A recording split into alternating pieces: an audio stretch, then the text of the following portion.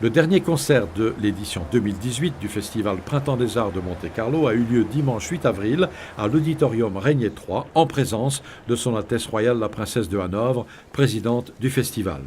Musiques américaines était le thème de ce concert de l'Orchestre Philharmonique de Monte-Carlo, donné au profit de l'AMAD, Association en faveur de l'enfance, l'AMAD, que préside Son Altesse Royale la Princesse de Hanovre. En ouverture, la Sequencia 10 pour trompette et résonance de piano de Luciano Berio avec Clément Saunier trompette et Maki Belkin piano. Puis, les musiques de Child Ives, sous la direction de Christian Arming, ont envahi l'auditorium Régnier III.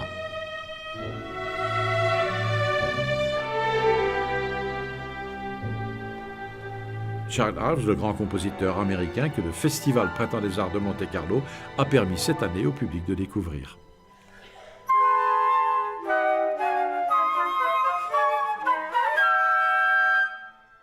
Child Ives, c'est un compositeur important américain qui n'est quasiment jamais joué dans notre région.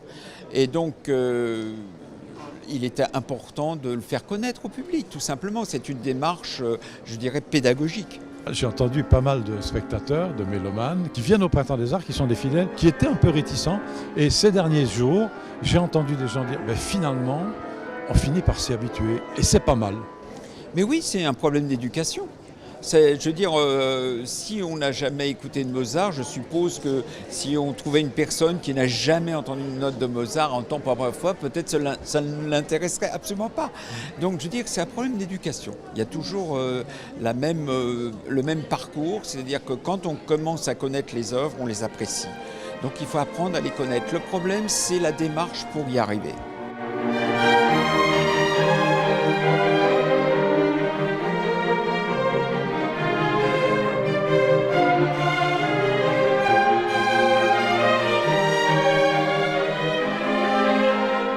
La dernière œuvre au programme, la symphonie numéro 3 de Child Ives, a valu à son auteur un prix Pulitzer, un signe de médiocrité comme tous les prix, selon Child Ives, mais fièrement affiché sur le mur du compositeur comme pour précipiter une reconnaissance attendue, a rappelé François-Gilles d'Astual dans sa présentation de l'œuvre.